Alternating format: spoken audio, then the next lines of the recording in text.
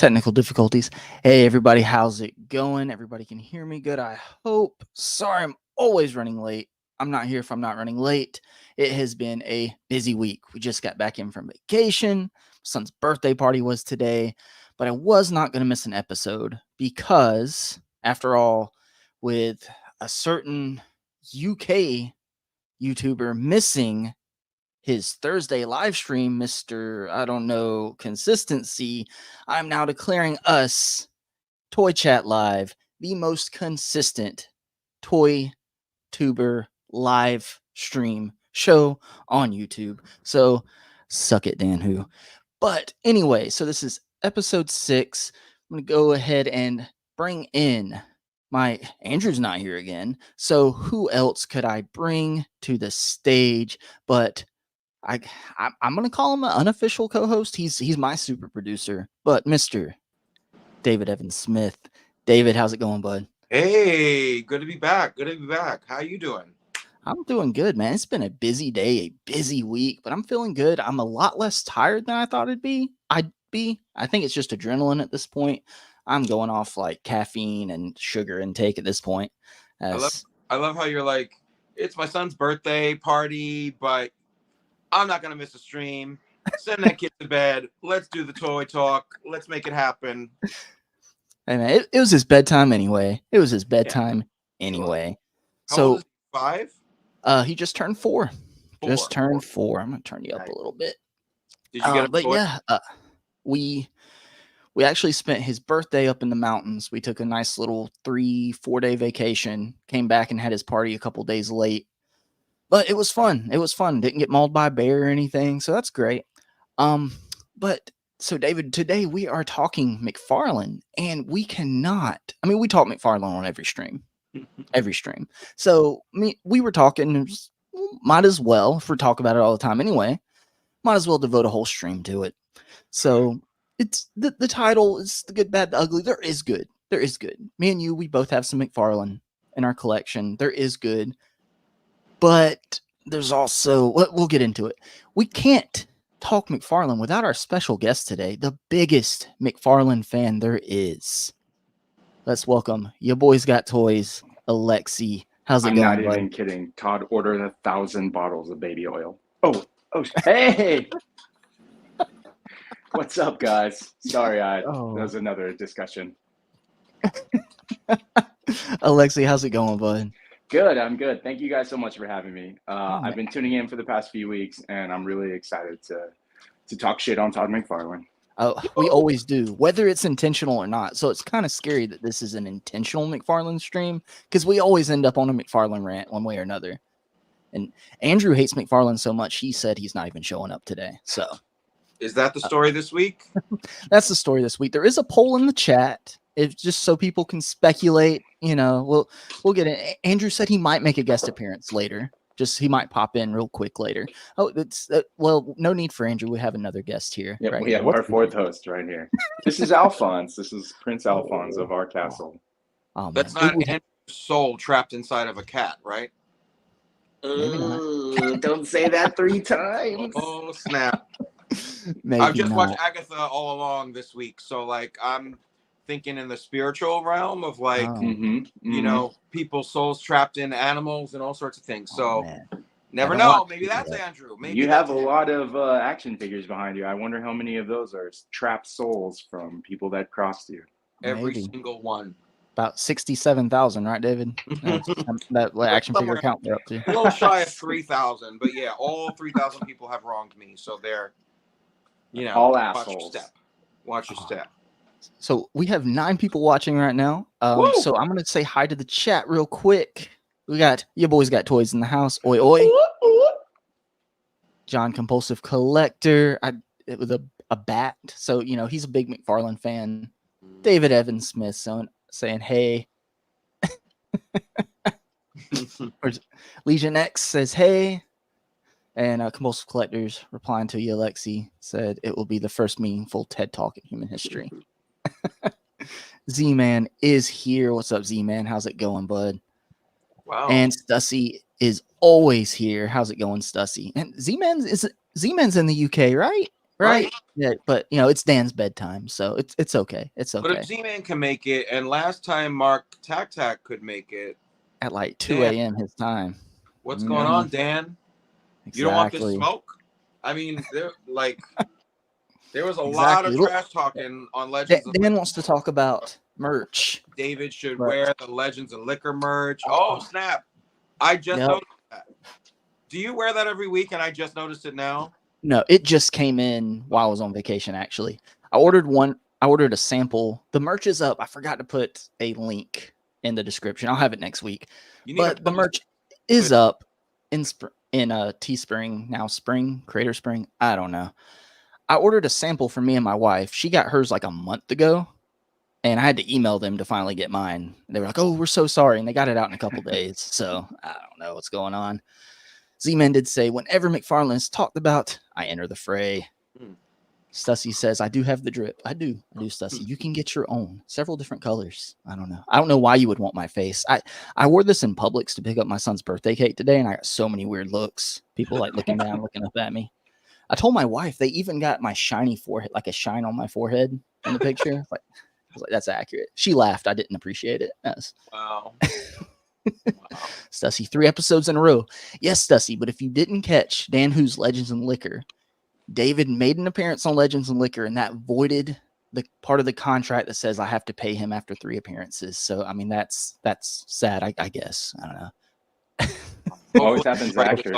On my taxes as like volunteer hours or something. So Z-Man loved your intro, Alexi. True story. And John did say, is there though? Talking about, I guess, the good of McFarlane. there is. I think so. And everybody's favorite is here, Christopher Allen. I love Christopher Allen. I love Christopher Allen. Our group, the online community is filled with so many great guys. Alexi, I was about to start drinking on the stream because it has been a stressful week, but I'm just going to wait till after because I've got to pilot this sinking ship, I guess. Brother Logan, local Bay Area brewery.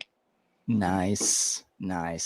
But guys, I guess we can get into pickups first. And Alexi, you are the special guest. So let me bring you up here. What have you picked up this week, my friend? Thank you. Actually, Amanda, my partner, and I did a little bit of traveling because it was her 30th birthday last week. So happy birthday to my love, Amanda. Oldest woman I've ever slept with. She doesn't like that title. But while we were down in Los Angeles, which is where she's from, we went to a collectible show that maybe some people will know. It's called Frank & Sons.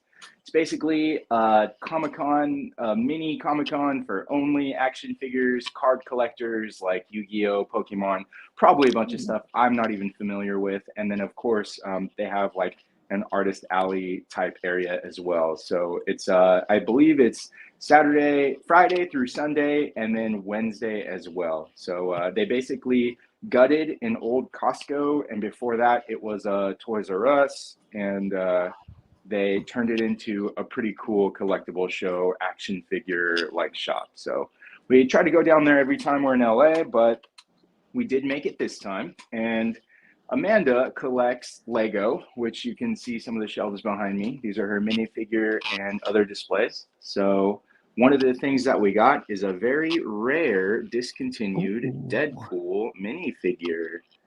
Nice. I did have to talk her into getting this because she was a little sheepish on buying something that was on the pricier side. But as someone who doesn't collect McFarlane, I thought that it would be appropriate to buy something that's pretty nice. So we got a nice, valuable Deadpool, and it came with its little protective case. So I'm pretty excited about that. That's about on par with McFarlane's articulation, I think. I think it has more, actually, believe it or not.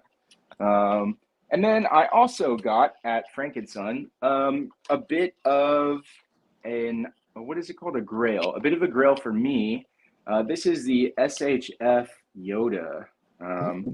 I do collect Star Wars stuff. You can see it over my shoulder here. I wasn't sure which shoulder to point at. So both of these displays are Star Wars, and I have a lot of SH Figure Art Star Wars. Now, Black Series did just put up the orders for their Yoda 2-pack, and if I'm not mistaken, that is the first Yoda that's been available from Black Series.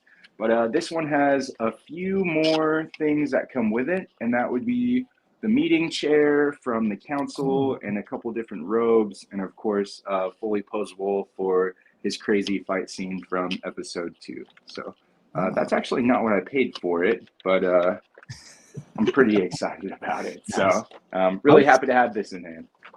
I was going to ask that this is kind of like a deluxe looking size box for such a small character. Yeah. Judge me by my size, you do. He's been around. I want to say he came out like 3 or 4 years ago, and he's pretty hard to find. To be honest, on the aftermarket, he goes for like in the 200-300 range. But good segue. Whenever you're at one of those booths and you want to kind of chip them down to a little bit of discount, maybe ask them if something else that they have is for sale. And that brings me to my next pickup, which is a loose animated series Dr. Octopus. So I also got this from Frank & Sons. He was loose. They did have Aunt May, but I left her behind. And because I bought this guy as well as the Yoda, I got a little discount on both of them. So nice. That is such a nice figure. It is. And if I'm being completely honest, I'm probably going to sell him on.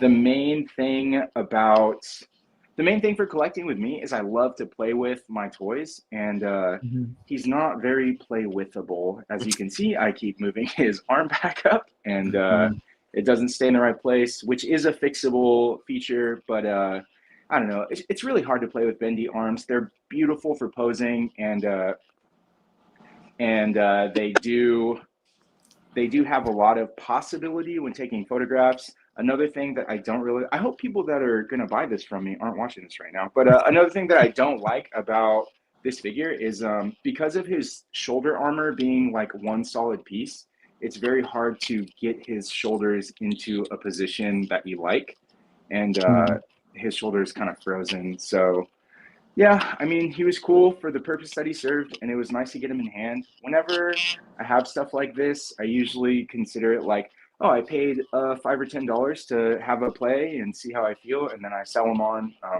at a small loss. But hopefully somebody else who wants him can get him. Yeah, I personally love that figure. I was waiting on that figure for so long, but that port that they used for the bendy wire tentacles is a problem. They should have used like some kind of ratchet system, maybe a square port instead of a circular one, because they just won't stay in position. I've got mine like posed up on a flight stand, like he's walking on his tentacles, and I haven't touched it since. But I love the way it looks, but I definitely get that. I definitely get it. Yeah, as far as the animated series, it absolutely captures the image. Like he looks straight out of my CRT TV screen from when I was a kid. But it depends on what you're looking for, and I really want to play with my toys. So exactly, that's understandable. I had gotten the 2-pack when it first came out, and I sold Aunt May because I did not like the face portrait on the Aunt May. I didn't like the face sculpt. To me, it's not too far off. To me, it just didn't hit, and I've kind of regretted it not having her represented on the animated shelf. But at the same time, I don't know, man. It's you have it, you get rid of it, and then you regret getting rid of it. Who knows? Who knows? Yeah. Absolutely. The other thing with the MA is I just don't like that traffic cone skirt that she has. And I don't mean just for her, just like on any figure, if it's got like a straight plastic clothing piece that prevents articulation, that usually drives me bonkers. Yeah, I get that. Is that it for your pickups, Alexi? No, I got a couple more. So shout out to D. Blake Makes, because I have the original release of the Red Hulk from him, and I appreciate that because I'm building a Hulk shelf. So this was a really nice addition, especially with the movie coming out. I have a feeling that Red Hulk is going to start to go up on the aftermarket. Poetically, after I got this in from D. Blake Makes, Amanda was at Target, and there's never anything at the Target near us. It's like a wasteland. And she sends me a picture, and guess which reissue for $35 is right there on the peg. And I was like, yeah, well, I bet that Target reissue doesn't come with a bunch of D. Blake Makes stickers, so totally worth it. But also in that Target run, I found something else that I didn't expect to see on the shelf, and that would be the Luke Cage and Iron Fist 2-pack. So pretty excited about this as well. Product on a Target shelf is unheard of these days. I know. That's absolutely. So, but that is my last pickup. So. Oh, nice. Those are some great pickups. I like that. That Red Hulk. I think I saw one of those at my Target the other week, and I was confused how it was there, why it was there. But they were doing the reissue and everything. But there's never anything at my closest Target. There's another one that's like an extra 30 minutes away that sometimes has stuff, sometimes doesn't. Just can't justify going out there that often. So, David, do you have any pickups today? I do, but that Red Hulk, it's like such an attempt by Hasbro to like support the aftermarket and keep prices down. But then, zigzag, the movie gets delayed till February. So now it will be off shelves again by the time the movie comes out. And then people are going to want it then when the movie's out. And people are going to charge high prices for what they picked up now, right? Yep. So you're saying I should have bought the one on the shelf and then scalped it later. Damn it. Exactly. If I could go back in time and just buy all those Eternals figures when they first came out, before the movie came out, I'm telling you, I would be a rich man. That's sure. That's the narrative. Rich in character. Yes. Rich in shelf fodder. And yeah, I gotta echo the sentiments about that Doc Ock, because like that's an engineering fail right there. We talk about McFailure, but like bendy wire tentacles are great, but then the weight of them is too heavy for the backpack to support it, so you can actually pose them with the bendy wire. Like, what's up? They did it better with the movie Carnage. I think they kind of learned there. It's like more stationary pegs there, right? I haven't bought that yet. I wouldn't know. I didn't buy that. Wait, you have that? It's great. Yeah, I've got it. Where is it? You have it back there? Oh gosh, I'll get it. All right. Whip it out. I mean, none of us have that. I mean, that's also a toy from a movie from 3 years ago, right? So that just came out this year. So almost right ahead of the curve. Almost. Where's your Carnage tendrils? Are you whipping them out, Justin? Oh, okay. Yeah. So, and he's huge. Yeah, it's huge. So, I don't know. No, it's still a circular peg. I lied. But do they flop around? No, they don't. So it's tighter.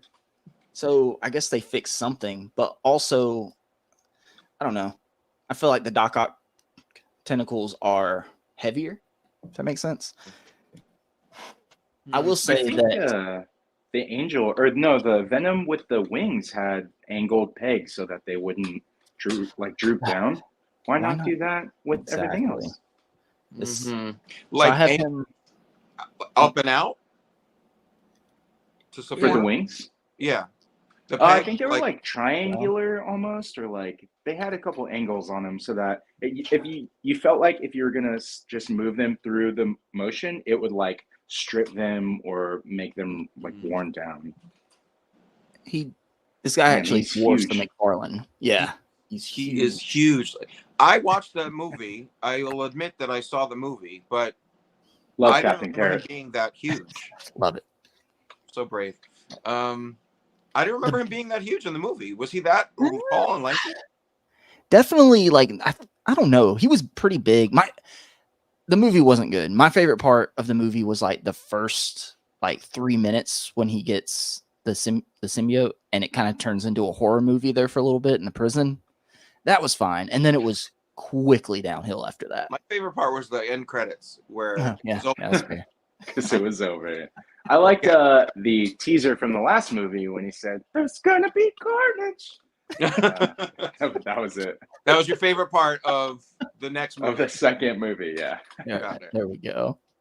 There we go. So, David, what have you picked up this week? So I finally found I found some Willy. So I found some Willy, and I got to pick from 3 in the comic book store because I haven't seen these at Target since day 1.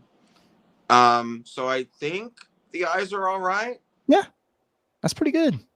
But I can't even tell about these. Like, they're a weird facial construction anyway. So like I can't tell if like the eyes are going in the right direction or if one's higher or lower. Like maybe maybe I have a lazy eye. Like I don't know. From what I've seen, the main ones that people are having trouble with are Bart and Homer. My Otto and Willie are fine. My Willie is awesome. My Willie's fine. The eye. Show it to us. Mine only has one eye, but hold on. The eye of your Willie. Found the treasure map, huh? Right, and my the Otto's fine, but my Homer's eyes are a little bad. My Bart's are awful. Yours look good. Yeah, I think so. And I'm impressed that he comes with like 2 accessories. This is like a $12.99 figure, and he's got bagpipes and a shovel. Yes. Oh, I didn't know they were so cheap. You can afford to get 2 if you got wonky eyes. Then, Dan. Yeah. I still haven't found Bartman again after that one day of seeing 2 pegs full at Walmart and passing. Haven't come across another Bartman. I still need a Bartman because I don't have a Walmart. So if I come across 2, I'll pick you up one. And decide to stop taking your Walmarts for granted. Yeah. Help a brother out. I'm also kind of surprised. Like, you guys have this figure? Do you? Yeah. So the bagpipes are like, instead of actually painting them, they're like really a jigsaw puzzle together of like 2 different color plastics. Do you notice that? Are they? They're just pieces glued together. Oh, from factory? Yeah. Well, I guess it would help if I was on screen. It's like, yeah, it's like 2 different color plastics, like all fitted together, right? Yeah. Very bizarre. I didn't notice that. They're like determined to not put any paint on the figure because they're saving all the energy for the eyes. Yeah, because the arm hair, is that just other pieces of plastic glued onto? No, that's painted. No. Okay. Okay. So he has painted pupils and arm hair. That is sculpted and painted arm hair. That's where the budget went. Ooh. I guess they painted the tips of his bagpipes. So always the tip. Only the tip, just the tip. Yeah, just the tip. So glad to get him. I'll open up my Willie at some point soon. And then I received very slick floating chair, Barco Lounger, from the future. So now this Kang is the best Kang. Alexi, as Alexi said, he likes the green and purple one best. Absolutely. But this is the old Kang. So like my snarling Kang is up there somewhere getting ensnared by Quasar. But great chair. I don't know, like, I have to just have a public service announcement about this Kang situation. Is everybody aware of what I'm going to talk about? Anybody? The faceplate situation. So I don't know about you guys, but I've bought 2 Kangs before because when it's a great figure and I know it can go in a lot of different places in the display, I will buy more than one because it's that great. And so I have 2 Kangs of the old kinds. Now this one, the new one, has the swappable faceplate and 2 alternate faceplates. If those were actual heads, because we all appreciate more head. Absolutely.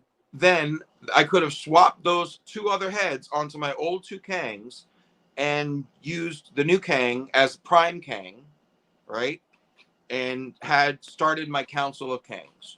But now you have to buy multiple, whatever, $60, $70 purchases of thrones in order to have enough Kangs to use the faceplates on each Kang. And who needs that many thrones? You know? Yeah. It's like, it really seems so deliberate. Like, how many times have they done the faceplate swap thing in so far? Like, not a lot. Never. Yeah. So it's like, it just seems like such a deliberate, like, we're not going to let you get away with not buying 3 thrones. Like, come on. You know? Yeah. So that's I'm just stepping off the soapbox about it. I'm not going to complain about it anymore. It's a nice Kang. I got to figure out how I'm going to make use of those faceplates because I might have to try to track down another loose new Kang.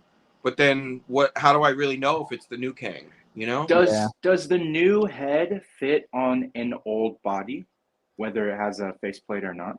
Yes. Okay.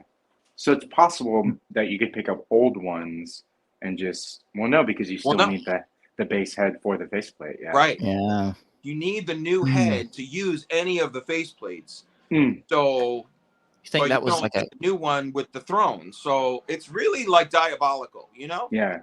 Evil genius. That couldn't have been do the math, and that couldn't have been purely like cost cutting measure, right? Because doing a whole head versus cost driving measure for the customer. Yeah, like that's. I'm sure that there's like they make a head with a helmet and a separate plastic piece so that they don't have to paint a flesh tone over the entire face, right? So they're gonna construct it that way to make it regardless. But for them to just include the face plates and not just the heads, man, it burns me up. It really burns me up. Yeah. So that's my head complaint for the day. You deserve as much head as you need, David. I will Thank you so much, Alexi. I really appreciate that you're an advocate. Everyone does. Hashtag head for David. Especially, especially me. Especially for Dad. Thanks. I'm not a dad. I've been called dad a couple times. It's a state of mind. Exactly. It is. You're as dad as you feel. Yeah. And then a most recent pickup, which kind of ties into the theme of the show, is nice 1966 Joker constructed. So son of a bitch, they did it. Jokerize everything. Really? Like, did this actually happen in the show? Nope. I don't know. Oh my god. I don't think it even happened in the comic. And like they don't even know how to label this on a box because like the character look was in a comic based on the show. But the Batmobile in the Joker colors, as far as I know, wasn't even in the comic. And I didn't buy the McFarlane normal 66 Batmobile because it scales kind of small. Like they're sitting in it and like so far above the windshield that it looks like a kiddie car. But for Joker, it kind of makes sense in my mind. Like if he constructed a imitation Batmobile, it like would a be go-kart. Wait, the wrong side. Like it wouldn't scale right. Like there'd be like bent like little pipes and things would be curved and so like. Is that Harley a McFarlane? No, this is a Marvel Legends custom I made for a 66 style Harley. If that was a McFarlane, she'd be like bigger than the car. So yeah. So I did a Legends Harley. So I just put her in the side seat. Nice. But yeah, like it's an interesting thing to look at, Yeah. So it's fun. Tells a story.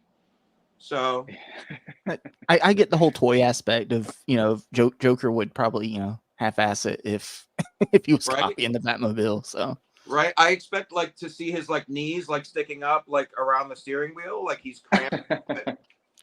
So like the scaling issue is like kind of works for me for Joker, even though it's like small for the figures, Yeah. So, yeah. So got this today. I mean, not today, but this week from Amazon. So that's my latest pickup. Nice. Yeah. Is that it? Yeah. Oh, nice. Tomorrow, if we were doing this on Sundays, like Legends and Liquor tends to be, but who knows? If we're gonna, he's canceling shows left and right. So just canceling. Like, what about for all the people that bought tickets to shows? Like, I don't know. Like, was it too intimidating to like? A friend is moving to the. I don't know. Yeah. So, but tomorrow I'm getting Crystal and Lockjaw from Hasbro Pulse. Oh, nice. So, looking forward to that. Big dog. So, I also McFarlane vehicles. I did. Hold on, it's really big. Let me see if I can find it here. Both you guys pressured me. I actually went ahead and got it in But let me show the McFarlane Batwing right here. I just had to dig this out of the closet. I've had this for a while. But I did pre-order the Batwing. The Target Gods, it was the $5, the 5% red card discount. And they were doing a 30% off toys, and that with Target that even counts towards pre-orders. Wow, so I basically had to do it. I basically had to. My hands were tied. I had to. Told my wife, well, I don't know what happened. I don't know. When is it supposed to ship? I think it's December, right? I think. I don't know. I'm trying not to think about that because that's when it charges. I don't know. I ordered it on Amanda's Target account, so I'm not worried about it. There you go. There you go. But I also got that. Now this thing has a lot of controversy around it, but I don't care. I don't care. What's the controversy? Is that because of the Spider-Man? The Spider-Man buck. To me, honestly, and I get it.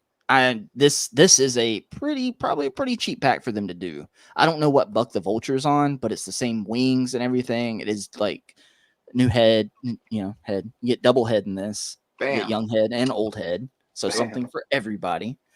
This Spider-Man, I haven't opened it yet, but from what I've seen online, the colors look right. The sculpt is weird. It's on an older buck, but it comes with that Peter Parker head and the Flash Thompson head and the mask he can hold. So I'm gonna have him just with a Peter Parker head set off to the side, holding the mask on like the side of the fire escape shelf somewhere, kind of as another Spider-Man. And if I want to put him somewhere else, you can put a Spider-Man pretty much anywhere in your display. Do you have that Vulture Spider-Man? Do I have what? The cell-shaded retro card Spider-Man? Yes, that's my main animated Spider-Man on the shelf right now. That's the Amazing Fantasy body, right? Yeah, so he's a little smaller.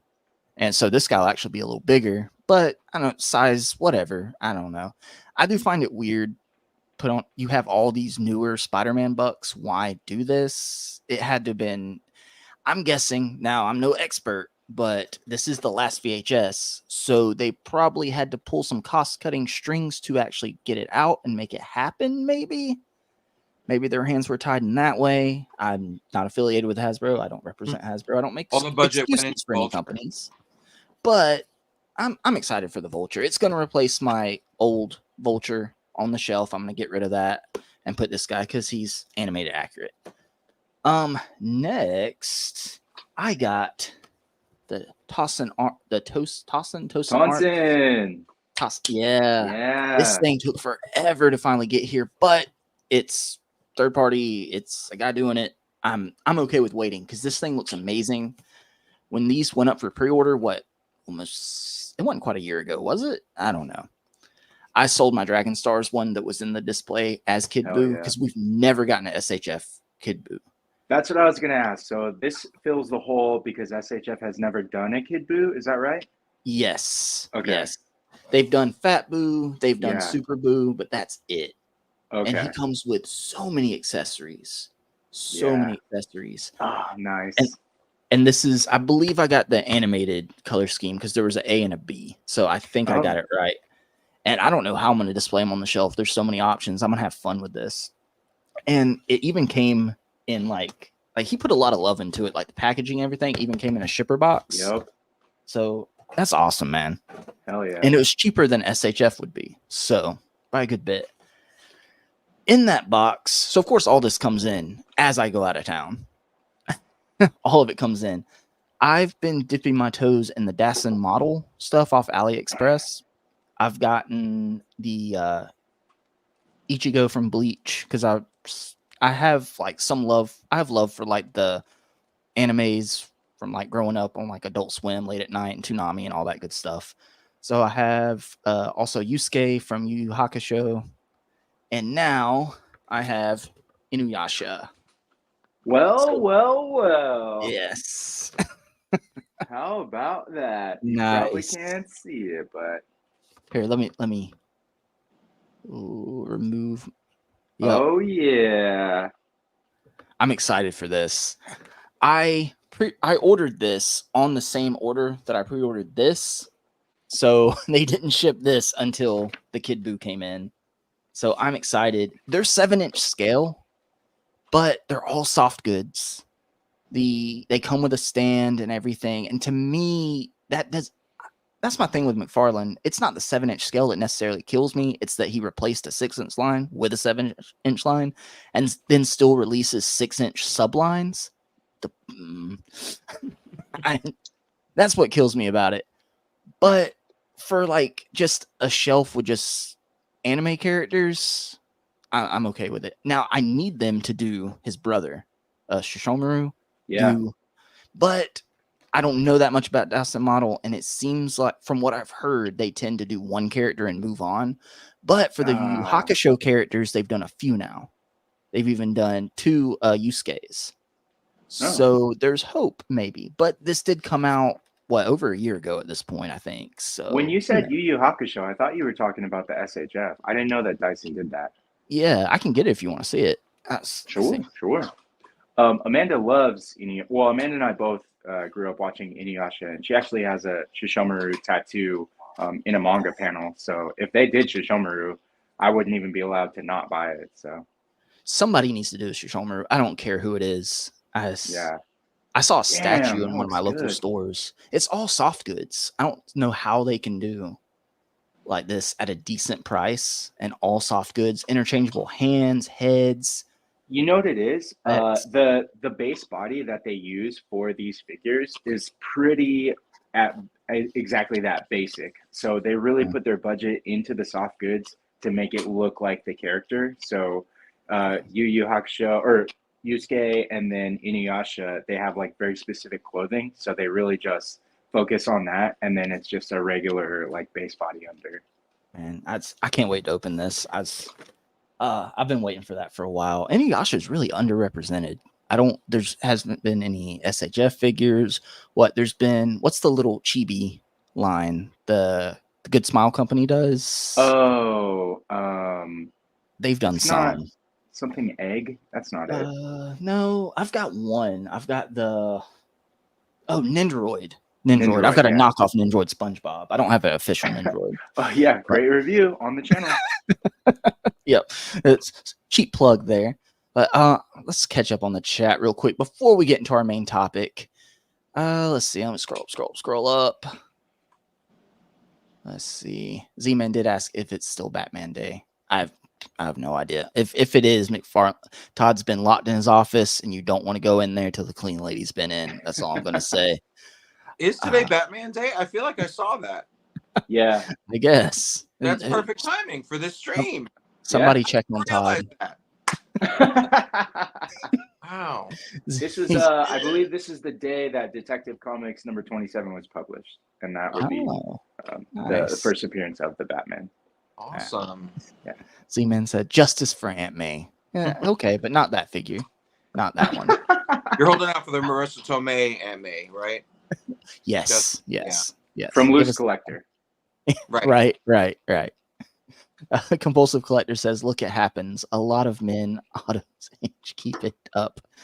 Oh my god. Z-Man said that skirt reminds me of Peggy Carter's figure. Oh yeah, on the Aunt May, the safety cone. Stussy says the only legend I've seen in my Walmart is Mark Ruffalo. Been that way for 4 months. Yeah, that I've seen. Though that whole wave dried up in my area, but when we've gone out of town, I've checked like those Walmarts, and those are like in all the out of town Walmarts outside my area. I don't understand. And Z-Man says that he loves those Eternal figures, and he's the only one. Z-Man, I have a whole Eternals MCU cube. The only one I don't have is the big guy, the deluxe guy. It's the only one I don't have. Bro, but you keep that shelf ironically at this point, or you still genuinely enjoyed the movie? I liked the movie. I'm not going to sit here and say it was a great movie. It wasn't, but I liked it for what it was. So I liked it. And I enjoyed the figures it. Yeah. Didn't the figures aren't great. But honestly, I might have sold them at this point if they were worth anything. Maybe. The figures aren't that great. I don't know, man. And Z-Man says a wonky Willy doesn't exist. And Let's get down here real quick. Stussy says, need the new McFarlane gold label, Jokerized Joker Platinum digital exclusive NFT Nightmare Collector edition. I think that'll be like comment. $85. I don't know. Jokerized NFT. I love it. Stussy, I'm gonna print out this comment and put it in a plaque and put it on my wall. Thank you.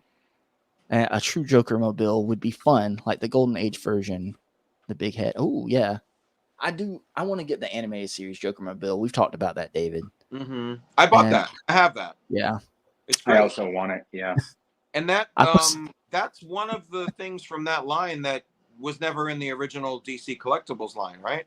Mm-hmm. Nope. I think so. Yeah. Like a true original vehicle from that line.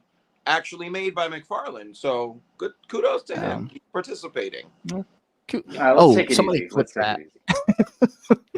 And John, Compulsive Collector says, I was misled. This wasn't promoted as a weeb stream. We're done with the anime talk now. Okay, John. Okay. We're done with the anime talk. We'll get into your McFarlane hate in a minute. Oh, don't worry. Bandai will come through with their anime heroes. Oh, gosh. I would buy it. I would buy a Shishomaru even in the animated heroes line by Bandai. I don't know. I just like that character. Anyway, we don't want to discuss Compulsive Collector anymore. Before we continue, let me see if Andrew sent me something for everybody that was worried about him. Let's check in on the poll. Let's see. Right now I said, where in the heck is Andrew? Work, on a trip, or busy. 60%, totally not locked in a basement is at 30%, and who's Andrew is at 10%. So, but Andrew did say, let me add this to the stage here. Make sure the volume's up. And Andrew wanted to send a message to everybody. So everybody, 2 weeks he's been gone. He wanted to let you know he's okay. So here we go. Hey everyone, it's Andrew. I'm totally fine. No need to worry because I'm definitely not locked in a basement. I'll be right back after I learn when I'm done with my trip and work, and definitely not locked in a basement stuff. No need to worry, I'm fine. Okay, I read it. Can I go home? See? He's fine, everybody. He's fine. He got that video to me right before we were streaming. That's actually why I was late. I was making sure I had that for him, could bring it up. He heard everybody was worried, so don't worry about him. He's fine. So anyway, let's get past that. Let's get into our main topic. David, it is the term you coined last week, if I'm not mistaken. So what did you say it was again, David? McFailure. McFailure. Alexi appreciated in the moment. Fully endorse it. Let's try it once. So he's in the back rooms. I don't know. There's still cinder block wall behind him. I'm still worried about Andrew. I gotta say. I don't have a basement, so David left. Oh no! They got to him too. Wait, is this bad luck? Should I not be here? So anyway, guys, next week, don't worry about David. We'll have a video from him. He's fine. He's fine. Don't worry. He's good. He's good. See. Oh, he fought off the intruder. Can't hire good help these days. Probably hit him with the Jokerized Batmobile. Guys, I said it would probably take 3 of you to get him in the bag. So anyway, David, you disappeared there for a minute, man. I was really worried. Yeah. I think my soul went into Alexi's cat. Was I inside your pussy, Alexi? I can tell you that both my pussies are running around frolicking. So yes, you might have been in one of them. Wow. Okay, I'm back though. I think I'm all right. I think I'm okay. That was quick. Sorry. See, Andrew, are we sure he's okay? Andrew, get back in the. How you doing, bud? How you doing? How you doing? Z-Man said, "Can I get McFailure with a side of Jokerized NFT, please?" So guys, there's always so much negative with McFarlane on this stream, as people have pointed out, but there's also love. So let's get into I guess I could say the good, like what we'll go around and everything. And Alexi, you're the guest here, so I'll bring you up first. And you're the McFarlane expert, right? So, You can't who hate better? something until you really know it. So who better? And Johnson. Well, this part will be short. And Alexi, in your opinion, of all the McFarlane figures you've bought, what would you say is the good that might get overlooked because of the couple things that are wrong? Man. Okay, so I absolutely hate McFarlane, and obviously we've been saying that since the beginning of the stream. But I do have to say it's not because I saw McFarlane or because he has so many bottles of baby oil on the way to his place. It's because I really was excited and I fully endorsed like what the possibilities were of him getting the line. And I was day one or wave one full pre-order for what he was making, and I was just so disappointed in the product that we got, and I just couldn't keep supporting him. By like wave 2 or 3, I think he's on like wave 3006, but early That's just on, Batman waves. And that's just Batman. I was so disappointed in what we were getting. I had the Detective Comics 1000 figure, and I had that for a while just to be like, hey, this is the first figure that McFarlane ever made. And then I quickly realized that it was just constantly being diluted, and that the figure was, I already knew it wasn't that great. But if you recall, it had huge clown feet. They were out of proportion. The face sculpt was not defined. It was so bad. The chest articulation, it was present but not functional.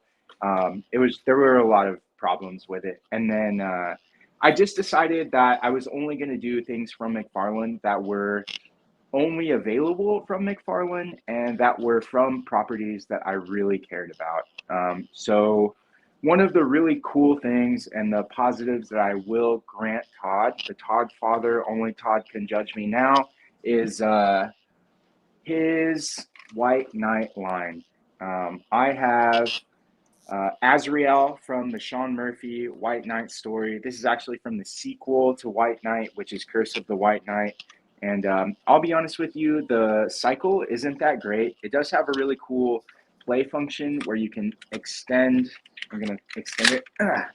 Ooh. And yeah, that was hot. Do that again. Do that again. It gets longer, it gets harder, it gets stiff, and you can really just stick this thing anywhere you want, and it'll just plow through.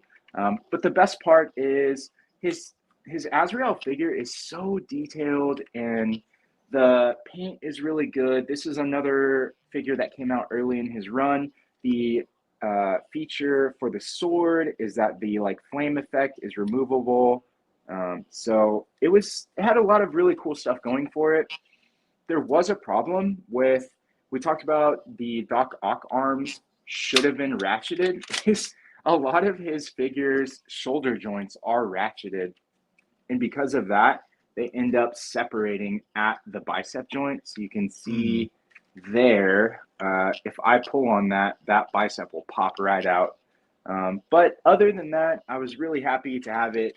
Like I said, you can't get White Knight figures anywhere else. It's a great story. It's a nice branch off of the original Batman lore. And I ended up picking up well, that's not true because I picked up another Azrael figure and ended up selling it. But I just wanted one or two representations of what he had produced. And that's not even the best one. That was just the intro to that. The best one that I think from his line is the White Knight Batmobile. We talked about the Jokerized 66 Batmobile not being an original release from the DC Direct line, and this is also not an original release anywhere else. It's got some heft to it. I have the Batman, the original Batman, to go with it, which is also a really good sculpt. He did really good on the articulation, even though it's single jointed. This Batman's more of a no-nonsense dad in that in the story, he was kind of like set in his ways, and it didn't matter what, the angle was, because in the story, spoiler alert, which came out years ago, Joker is kind of a good guy because he gets quote unquote cured. He's also got the sassy high boots. Really enjoyed that on the figure. He's fun all around. And the Batmobile itself, sick as hell. Look at this ass. Jesus. Look at those lights, those tail lights. You could stare at that thing all day. Does it light up? It does not, no. It would be cool if it did, but just like the heft to it and the original design, and just so sick. It's very reminiscent of the 89 Batmobile, except with this Batmobile, the top cover is the same color as the rest of the Batmobile, which is really nice. Yeah, who would have thought that's possible? It's got a pop top like that, and you get the inside of it. So I was really happy to pick this up, even though it was in the $100 price point. But a broken clock is right twice a day. So I was happy to pick that up. For a big vehicle, I think $100, that's what you're going to be around no matter what. A little less, a little more. What's the Batwing now for you? I think it was like 110, 120. Yeah, and that's huge. Yeah. I have no idea where I'm going to put that. I have no idea. I know where you could stick it. Right on your wall. Yeah, exactly. Right there. Right there. So out of all your McFarlane figures, those are your best examples of the good, Alexi? Nice. I also have another really cool McFarlane figure that no one else here watching probably has, and that is a Spartan from Halo Reach. Is that this Goku? is the this is the Emil Spartan from Halo Reach. This is one of Todd's earlier McFarlane Toys figures. This is only a 5-inch scale figure. It doesn't have great articulation, I'll be honest with you. It's got single jointed knees, and they only go less than 90 degrees. The details on it are really good. I don't know how streaming you are. Yeah, the details on it are really, really good. The face is insane. If you're a Halo collector from the early days, and this was a must-have, this is probably my favorite McFarlane figure, and not because it moves around a lot, just because it's such a good representation of a property from my formative years that I really enjoy. That being said, I do have the 1,000 Toys version on the way, and this thing will probably end up getting sold on. Actually, that's not true. He's probably not worth much, but I'll probably keep him. I also have a display in my DTOF, my single DTOF, David, my single DTOF. I think I have 17 DTOFs. Yeah, yeah. Of my childhood figures, and I think that McFarlane Toys figure is going to go in my little mini Hall of Fame of representation. Nice. Those are some good examples. I'm not familiar with the White Knight storyline at all, but that Batmobile does look nice. It really does. But Stussy does say you need Jokerized version of. I guess he means like all that McFarlane stuff. Just give him about a month, Stussy. Give him about a month. And Compulsive Collector says, "Oh, it's a grower." Talking about the bike. The bike. And James Sandelin says, "I just bought my first McFarlane figure, one of the penguins, because I'm customizing a Harry Leland. That'll be the only one I ever buy, most likely." I think that's been a lot of people's experiences. And Stussy does say his favorite McFarlane DC figure is the Future End. Ooh, that's a good one.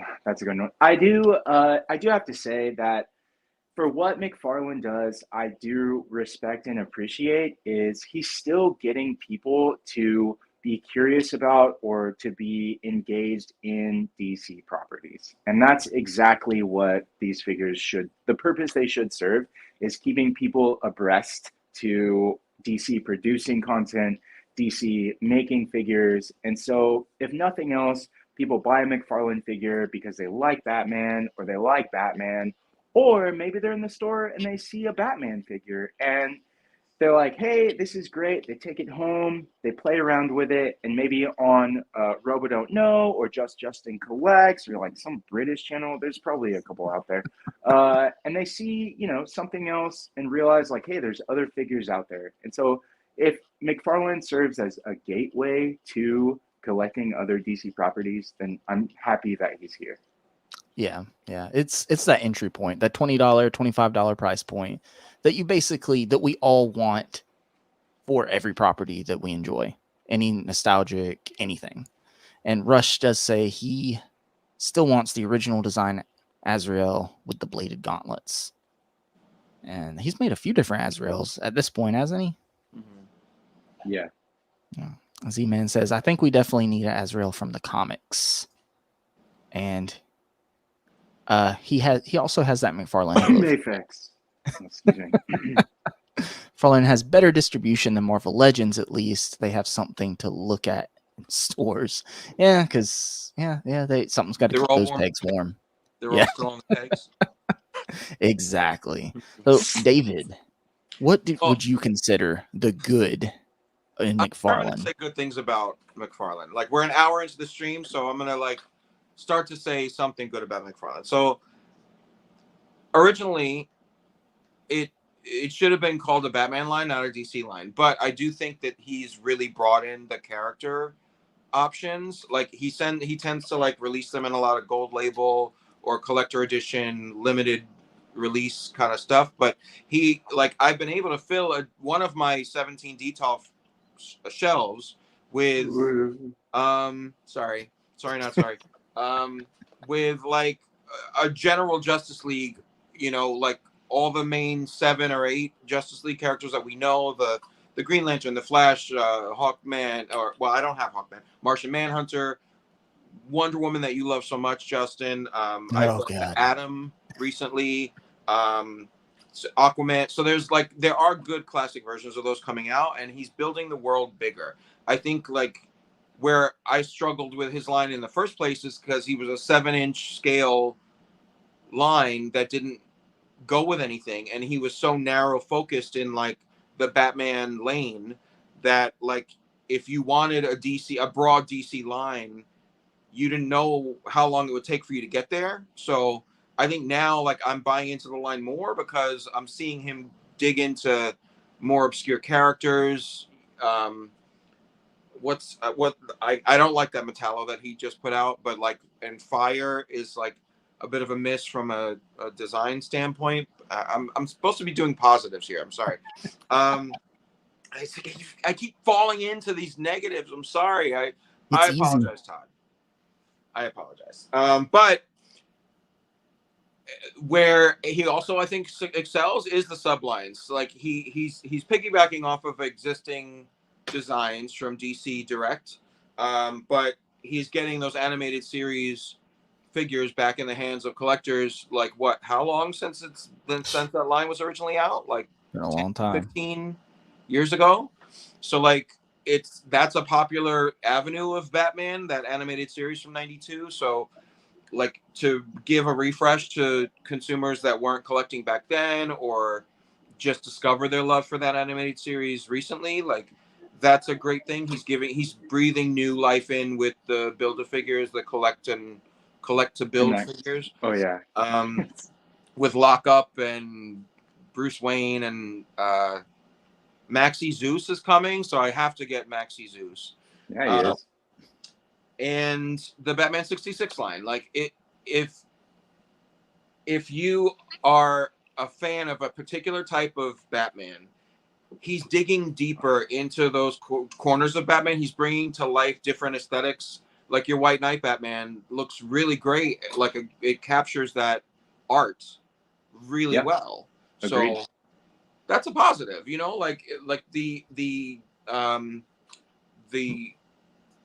the body build of Jesus, man. It's sabotage. All right. Andrew in the basement. I mean, Andrew at the beach. Yeah. But I bought the Mattel figures of 1966, and compared to these, the proportions of the body are very lanky and thin, and these new ones are much more realistic. They're better likeness captures. The articulation again is limited, but it's supposed to be limited. So I'm not gonna do acrobatics poses with these figures, but they bring to life what that aesthetic was from 66. So as a diehard 66 fan, I'm getting my life with this line. they're giving us Clock King and Bookworm and characters that were in like one set of episodes that I never dreamed that they would make a toy of when I was watching the reruns in the 80s, you know, as a kid on cable. I've heard people say that you know, when you get the 5 POA Batman 66 figures, and like that's what you used to play with as a kid. And then McFarlane released his more recent multiverse Batman 66 figure, and that's the figure that you thought you were playing with as a kid, because he can do the Bat-2C, he can like move how you want him to, he can punch someone, and that's like, that is what you thought you were playing with. So I agree. That's a great positive aspect of like the McFarlane franchise. Yeah, you know, it's for the modern day, and I also I pulled him to show and tell, but like we have to talk about Uma Thurman's Ivy. Yes. So if that's not the epitome of like a success from McFarlane, like there's no notes, there's nothing I would do differently with this. And the hair sculpt hides the awkward like shoulder articulation that with the ring of flesh around the shoulder joints. So like you don't see that with the hair sculpt, and she is just truly perfection. They might do another wave of Batman and Robin figures, which who thought they would ever do 2 waves of a figure line for that movie? But like, where are you going to find a better? I bought the original Uma Thurman figures from when the movie came out, and they were trash. Let me tell you, this is very much not trash. So yes, very much not trash. Headline. That wave, the main figure that sat around at Walmart's was the Batman from that wave.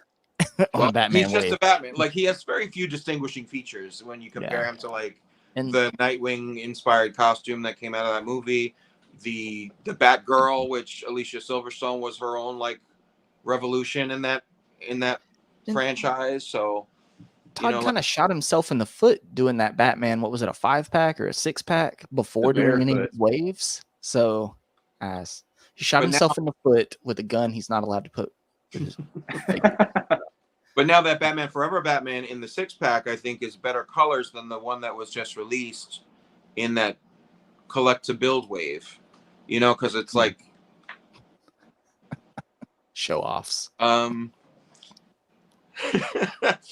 So, you know, I again, like I could, for every positive, I can throw probably 3 negatives at you. But, you know, I think he's moving in the right direction in general. I think like he's broadening the scope with character selection. Like the maybe I'm getting used to the articulation. Like it's not really evolving, but what do they call it? Stockholm syndrome. I think that is the term. Stockholm syndrome. Yeah. Mm-hmm. Compulsive Collector says the animated DC Direct figure line did start in 2014. 10 years. It's great that collectors who didn't get them at the time have a chance to buy fast sloppily. I thought he would. He got me. He got me in the first half. Got him in the first half. Yeah. I love John. Oh man. If you want to talk to somebody that will not hold back about what he doesn't like, John's your guy. He's your guy. Love John. What you see is what you get. Exactly. That's fair because that's what you get with McFarlane. David, I don't want to step on your toes. Was that all you had to say about the good? I mean, you had good points. You had really good points. Well, that's pretty much it. Yeah. Yeah. Honestly, I love seeing your 66 posts, and I love seeing your 66 collection. It's my favorite part. I know you have billions of Marvel figures, but my favorite part of your collection, aside from the bar, is the 66 stuff. Thank you. Yes. You mean the action figure gay bar, Boy Toys trademark. I can never remember what it's called. I always want to say manhole, and I always want to say like something else, but Boy Toy is exactly. Yeah. I love that. The second the lower level of the bar is called manhole, but the marquee sign is Boy Toys with a little teddy bear in the middle. Got it. Yeah. That's my favorite, but my second favorite is your 66 collection. Lot. That means a lot. Alexi's favorite about David's collection is the manhole. There we go. It's his favorite thing in general, besides outside. First one to tell me that either, to be honest. So when I think about the good, one of my first things, and I don't want to step off, one of my favorite things is that he's re-releasing these figures, right? But also, let's talk about it. This is the original sculpt that DC Direct did. McFarlane first released this before he was doing the Build-A-Figure when he added the ab crunch that DC Direct advertised but never came out with, as far as I know. As far as I know, I might be wrong. Yeah, the ab crunch that does nothing but chip the paint. I've got the goods. You're talking about the goods, remember? This is the good. Also, what does it Good say? thing he didn't buy it. That I've got that Batman too. I'm all in on the animated series line. I am. But what does it say about my main good is a line that he's reusing and re-releasing molds that somebody else did. That being said, he is doing the Build-A-Figures and previously unreleased stuff, and those Build-A-Figures are good. Even though Condiment King, a lot of people say the legs are really loose, they don't want to stand up. I haven't personally had that issue with mine. I have no problem keeping mine up. Let that be known. Wow. My legs are loose over here, man. My legs are loose. But that's I get like, and let's see here. Brian Merchant is saying something about the ab crunch. Says the ab crunch was on the version that came with the Bat Cycle. Oh, okay. So that's the one that I have from DC Direct. Okay. I just knew because when I bought this, I also got the Robin, and these came with not the crappy cell shading. There's some cell shading on the cape. Okay. But I found these in Books A Million and GameStop. I got Batman, Harley Quinn, Robin, and Joker. So that's not the face. That's not the expressions pack from DC Direct. That's the McFarlane release. Yeah, where he just straight up. It's when he first, I guess, got a hold of the molds and got the okay to do them. Yeah, they hit like Books A Million and GameStop and stuff like that. Before he said, "Wait, I can charge more and put it in a Build-A-Figure line." But in the little, we used to get the packed in sheets that shows like other figures come, like the checklist sheets, and the Batman in there was advertised with the ab crunch. So I was like, oh, okay, that's weird, but thank goodness they didn't do it because this sculpt is amazing. I love this. Yeah, articulation isn't great, but I don't know, man. When it's the only option that isn't gonna, I mean, it's not the only option. Now who has Stockholm syndrome? It's the only option. It's not going to cost me an arm and a leg, and it represents one of my favorite TV shows from my childhood. I can overlook stuff like that because guess what? It's also not 7.5 inches tall. So it's a little smaller, but it's on its own world in the Batman the Animated Series shelf. So that's my number one good. Number two is probably one of my favorite figures in my collection, Captain Carrot. And this is where we get in with the sculpts. He does an amazing job sculpting. And these wacky characters, David, you were showing off the Clock King last week. I want that figure because it's dumb, but it's funny. The only thing, like I've said before, I would change about this figure is give it a cloth wired cape. Right. But that being said, the cape's not terrible. It's sculpted good. There's paint on this figure where it needs to be. The expressive hands, the accessories. Maybe he could have came with a carrot, but do you think that figure was produced like before they really got on this bandwagon with the bendy wire capes? Because I think so. I think if that figure came out today, it would have a bendy wire cape. Yeah. So Todd, maybe re-release him. Yeah. But again, moving in the right direction, like that, and that's another positive I forgot to say. Like the bendy wire cape thing that he's doing, nobody else is doing, and it's quality. Most of them are quality. Like this Batman one is too long. It's just like dragging behind it. But it's good quality overall, right? Right. Yeah, and it holds good pose. It's shiny. Ooh, shiny. Is the wire only on the two sides? There's no wire on the bottom of the cape? Correct. But I think that would be difficult with like which is fine. Edges. Yeah, you can still do what you need to do with the side wire. Yeah. Right. The fact he's giving us older movies. Who else is going to do Batman Forever and Batman and Robin? Right. Like those movies are Hot Toys. Yeah. Like 5 times, 10 times the price. People our age love the movies because they're nostalgic. Nobody's going to sit here and say they're great movies, but you want that representation. This sculpt is good. It's good. It's got the McFarlane proportions, again, Stockholm syndrome, but the paint's good. And this cloth wired cape is great quality. It's yellow on the inside, black on the outside, and it holds form even though there's not a wire on the bottom. That's the best one. That's the best example of a wired cape so far, by far. Yes. But think about it. These are $24.99, and if for $24.99 for a Marvel Legends, would we choose to like get one extra set of hands less in order to get a bendy wire cape for the same price? Like, I would. Here's the thing: he's doing the bendy wire capes now, and I don't think he's really cutting back on accessories. So I think it varies. Like, there's not like we get with the Batman Forever, you get the gun. Can't cut back if you never had them. A couple of hands. That's right. Yeah. Right. A couple of sets of hands. Like the Robin one comes with a lot of good, like an open one and a pointing one, right? Mm-hmm. So like there's 4 or 5 hands with Robin. Yeah, he doesn't come with any actual accessories. He doesn't, because in the movie, right, he had his own, not a Batarang, but he had his own Robin ring, right? I think that was in Batman and Robin, to be fair. That was in the suit up. That was in the suit up montage for Batman and Robin. The second one. Okay. Yeah. Okay. But so, and that's why I think, and we can talk about, well, we're not getting into that yet, but the Batman in that wave had a cloth cape, but it wasn't wired, which makes no sense in a Batman wave. But so that's, and also plus is touching on what Alexi said, the vehicles. This allows me to, for this line, go back and get the animated series Batmobile, the Batwing.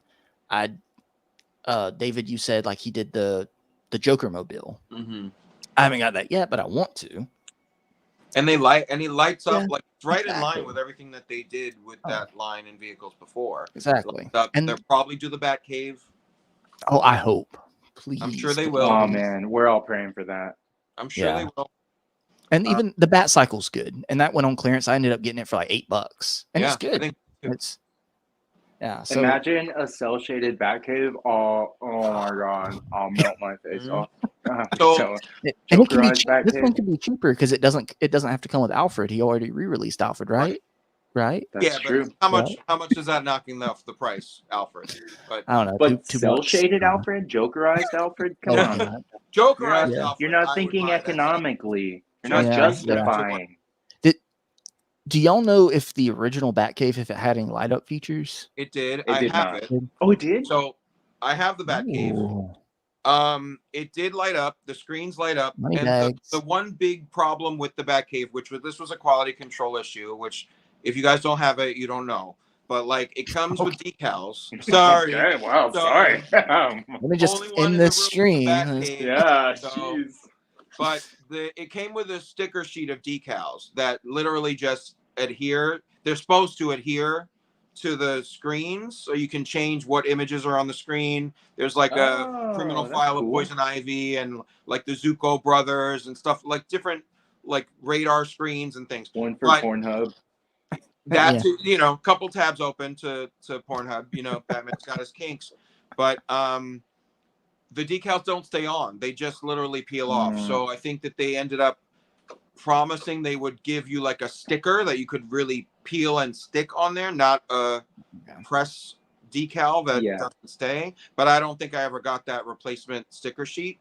So any sticker I tried to put on there just like peeled right off. So that's the one. Did you get yours from DC Direct originally or from I bought it in the comic book store. I like Forbidden Planet in New York Union Square.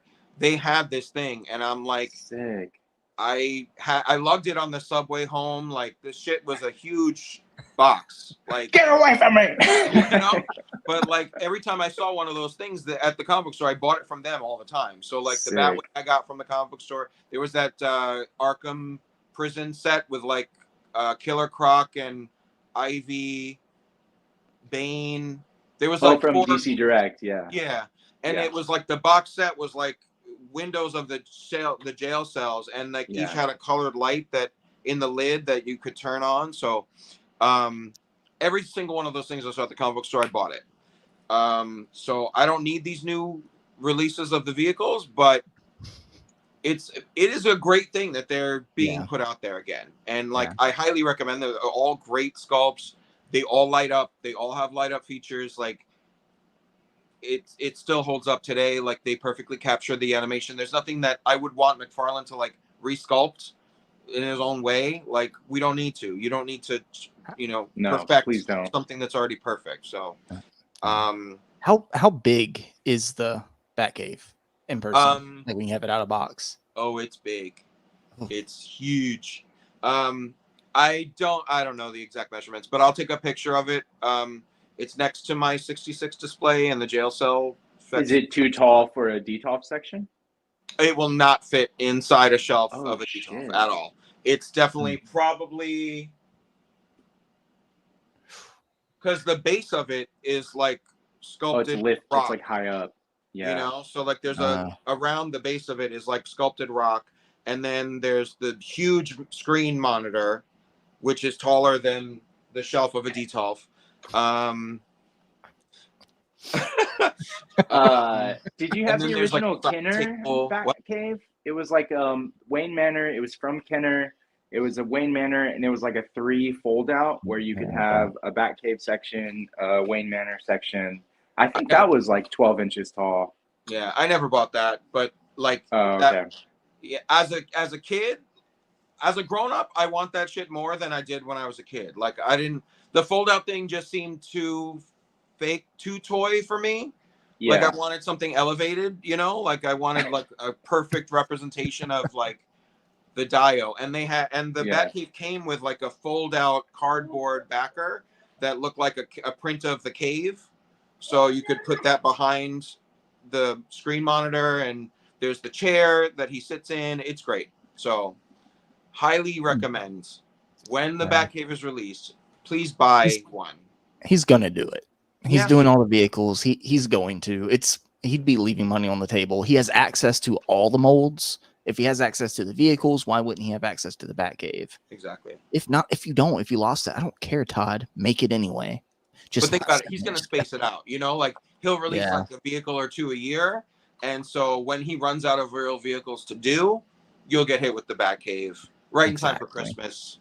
You know. Exactly. Z-Man says he right has in time to for Christmas. Oh, yeah. Oh, there's my Christmas present. Got to go to sleep, but great stream, everyone. We'll watch the rest when I wake up. Night, Z-Man. Actually, Z-Man, in case nobody else saw, or in case you're here later, Andrew actually has a special message for you, Z-Man. Everyone, it's Andrew. I'm totally fine. No need to worry because I'm definitely not locked in the basement. I'll be right back after I learn my... Sorry. I mean, when I'm done with my trip and work, and definitely not locked in the basement stuff. No need to worry. I'm fine. Okay, I read it. Can I go home? Yeah. See, he's fine. He's fine. I'm not convinced, man. the more you can repeat the video over and over again, but he's fine. He's fine. He was in the chat earlier too. He's fine. Burner phone. And Compulsive Collector says they don't stand on their own worth a damn. The original DC Direct releases came with stands, but I don't think the McFarlane ones do. They don't. Nope, they don't. They don't. I think he was replying to I lost. Oh yeah, because Stussy had asked how well the figures stand with the small legs. They don't stand well, Stussy. I have some of mine. I have them very strategically placed in a cube on like a riser, where I have some leaned up against the side of the wall of the cube. I have some leaned up against other figures, especially Harley Quinn. When he's eventually going to re-release the Harley Quinn in a Build-A-Figure wave, that one definitely needs a stand. But none of them have peg holes in the bottom of the feet, I don't think. I mean, no peg holes. No. So here's the thing. He does the stands with the Adventure Continues line, because I got that Two-Face that I'm going to have to sell when the animated series Two-Face comes. And it's a decent stand. It's like a doll stand, where it's like a piece of metal and it goes up and it clips on around the waist. So see, I don't like those kind of stands. Like I just feel like they take up so much real estate, and like they take away from the aesthetic of like these figures coming to life on the shelf, you know, because they're all being by the stands, you know. Yeah, it sucks, but sadly that's just what he would have to do, because I don't think there's another way, unless he minimized that base, maybe. So yeah, Alexi, we lost you there for a second. You good, Alexi? You went to the basement to check on Andrew? Yeah, I mean, no. It's fine. But there's no escape from the stream tonight. There we go. Oh, Stussy says, "Oof! I saw the new Batman Beyond at Walmart, but passed on him because of the tiny legs. And I need that Batman. I need that Batman Beyond. Hopefully, he re-releases Old Man Bruce. It was a SDCC exclusive with him and Ace, I think, the dog. So hopefully he does the what? That's of it. Old Man Bruce is released with the dog now. It is? Yeah. Oh, okay. Out on CMD store. Super expensive? Probably. No. Like maybe okay. 30, maybe 30. Oh, I'll do that. I think the Beyond issue that Stussy's talking about is like the gold label Just Batman Beyond. Yeah. But I think David is right. They did already do Old Man Bruce with Ace, or like Old Ace. That would have to be like Ace 2 or Ace 3 at this point, right? Yeah. I mean, how far in the future was Batman Beyond? He was like 70 or something. Yeah. So that's available. Like, check on. I get stuff from CMD store because they usually get stuff early, and I saw it on there. I have to check on that. Check that out. John does not like soft goods. He says I might stop buying Marvel Legends if they made soft goods a regular thing. Why do you want your cape so rigid, John? Loosen up, man. Eric Atterbury. I was told to say that YaBoysGotToys was my favorite guest. Oh my goodness! Thank you. Wow. I appreciate that. Someone's getting a Christmas present. So, guys, I guess now we can get into. We had so much good to say, so now we can get into the bad.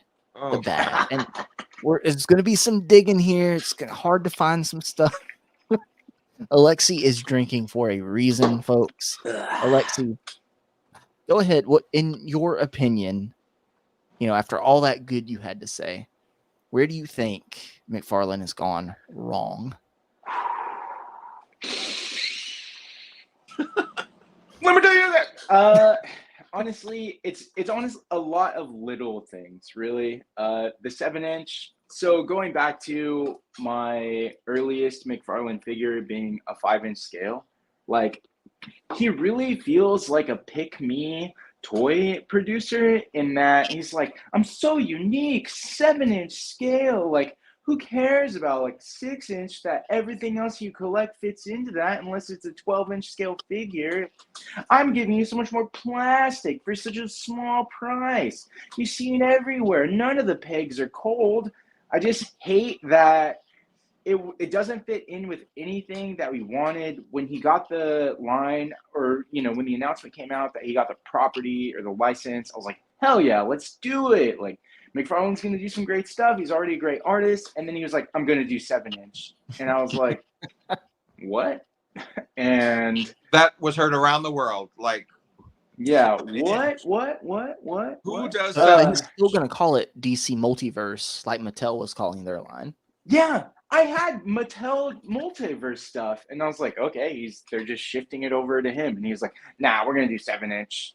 Tom McFarlane here. We're going to piss everyone off. And I was like, why? And that was part of why I got on early with what he was doing. And then I was like, this doesn't make any sense. These aren't even fun to play with because I have to, like, when I play with my toys, I'm like, all right, I have like an hour and a half. Like, I'm going to make some displays, or I'm just going to have two figures fight each other or something. But when you got 7-inch versus 6-inch, I'm like, all right, well, I guess I'm going to do 30 minutes of 6-inch stuff. And then I'm going to do 30 minutes of 7-inch stuff. And it's just not fun. And they're not, like, the best part about playing with toys is you can hold like one toy in one hand and one toy in the other, and you can manipulate them to punch. But the 7-inch toys are too big, and you have to, like, all right, bend that, and then use two hands to bend this knee, and then straighten it back out, or flip it. And it was just, it wasn't compatible with the play style or like the posing or the time that I wanted to allocate. And that's what I really hated about it. Go ahead, David. I can play with 7 inches with one hand just fine. Knew it was coming. You're talented. You've got a lot of practice. And I think I didn't have the experience of that. And the articulation, it wanted to be there, but it wasn't showing up. And they have butterfly joints, but they're not butterfly joints. They're just long pegs that don't actually properly fit into the socket. And so if you try to utilize the range on one of the long pegs, then they just pop out. And the double joints, you know, we talked about ratchets needing to be present earlier when we were discussing Marvel Legends. And for some reason, the ratchets are present in places on McFarlane Toys that they don't need to be. And I think that has to do with him really wanting static poses, or like his ideal figure or his ideal product being in a static pose. But that's just not what action figure collectors, that's not an accurate statement, but I speak for everyone. So that's just not what action figure collectors want. They want to be able to put them in different poses. So the articulation really was a stick in my craw, and I'm vegetarian, so I don't even eat craw or know what it is. And I wanted something more smooth, even like modern Marvel Legends, because we're going to do comparisons. Even their pinless like products don't really smoothly articulate. It still takes like a couple hands to like really get them into the flex or the bend that you want. And so I just really didn't like that. Early on, his sculpts were always kind of there. His paint hasn't always been there because the sculpts maybe had too much of the budget. But that was what really killed it for me, was the articulation and the 7-inch incompatibility. That was like what really drew me away from them. So I'll say that's the worst part of McFarlane for me, is the present articulation, or the need, or the trying but not actually accomplishing it, and the 7-inch. So the articulation, the size, just the whole thing. All of it. The packaging though. But it comes with a trading card. It comes with, I have a huge stack of McFarlane trading cards because I always forget to ship them with the figures that I sell. So I have a giant stack of McFarlane trading cards, and no one ever asks for them either. Yeah, I was gonna ask. I threw all mine away. Does anybody? Okay. Well, that feels uncalled for. I still have mine, but I really should just get those plastic sheets so you can fit 9 in and like file it, because they just like sit in piles like around the room, like doing nothing. Yeah, there's that stand that you can put the card in that says DC that comes with some of the collector edition figures. You know, do you know about that, Alexi? Is that, if it's in platinum, gold, or any of the other colored editions, then I have not experienced that. Yep. Like the collector edition, like the Wonder Woman that Justin loves, they come with a black stand that says DC. Number 1 worst figure of the year. Is that what you said, Justin? Yes. Worse. Worse. Yeah. People did not like that take, but it's awful. I don't care. I sold it. I got rid of it. It's gone. Someone else's problem now. Exactly. Yeah. So that comes with a card holder. Yeah, there's like a card holder stand. So it kind of like you can make a little gallery of them if you want. But like, with what shelf space? Right. There's nowhere to go with that stuff. So I don't know. Yeah. I don't know. And Alexi, I would say the DC figures I've gotten rid of, nobody's ever asked for the card stand or the card. Ever. Compulsive Collector does say the worst part about all this McFarlane stuff is how good DC Icons figures were getting before AT&T killed DC Direct. And it's not even 10 steps back, it's 10 miles back. Yeah, absolutely. I bought, I think, almost all the DC Icons figures when they were coming out, but currently they're sitting in a drawer in my Batman corner of my room. Right. Those were 6-inch, right? They were, but they felt a little Icons smaller than Legends. Like they felt like 5.75 to me. Yeah, closer to like SH Figure Arts, kind of. Yeah, it felt like they were really trying to be the true 1/12 scale, which is what SHF does, and that was also, I mean, DC Direct. They've really just like put a lot of effort into these avenues that didn't work out, and DC Icons was definitely that. They really put the effort into being a true 1/12 scale. They were double jointed. They had great accessories, but and great paint too, but the paint didn't always hold up, and the plastic that they used didn't always hold up. So they end up going down in history as like what could have been, other than like what it still is. Yeah, sadly. And who knows? Maybe McFarlane will find this. Watch, mark my words. This is going to be what happens. He renewed his license, right? He has it for another year or 2 years. I think he has another year. I think they have one more year on this renewal. All right. So the last year he has it, he's going to say, guys, I was wrong.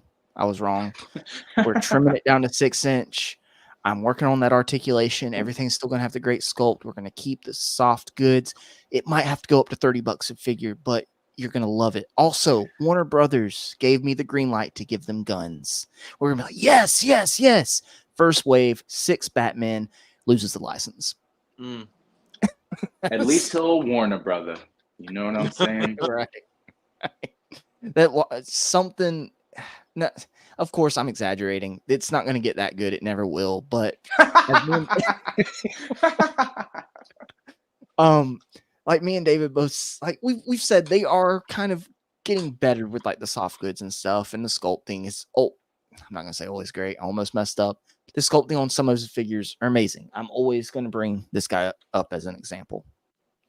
If you were to take this figure and give it a cape of this quality, this would be an absolutely perfect action figure. But I feel like he's getting better and better and better. So at this point, how are we going to feel if he just keeps improving and then he loses the license and it goes to not a great company? What if it goes to, I don't want to say not a great company, but I think it would be interesting. Hasbro's never going to get the DC license as long as they have Marvel Legends. I don't think anybody's going to let that happen. Never say never, but I don't think it would happen. You could just say Best Action. It's going to go to Best Action. Best Action, or maybe even a company like, I love Jazzware's Pokemon line, but would they do better than McFarlane? Maybe, probably not. I don't think it would go to, we would all want it to go to like Jada. That's where that would be amazing. And I don't think that would happen. So how would you guys feel if it went from McFarlane to a company that said, okay, we're going to do 6-inch, but it didn't necessarily improve and the sculpting wasn't as good. The soft goods went away.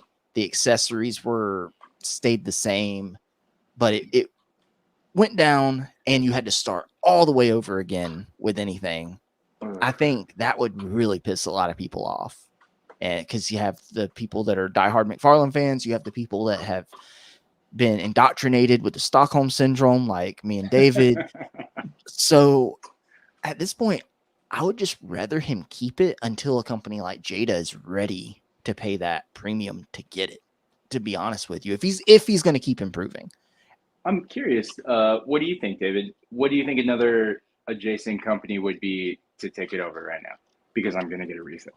My mind went to Jada Toys because they do the Street Fighter line so well and capture that if they were to try a comic book aesthetic, it would be, I would think it's similar articulation. They're pinless, if I'm not mistaken. Yeah.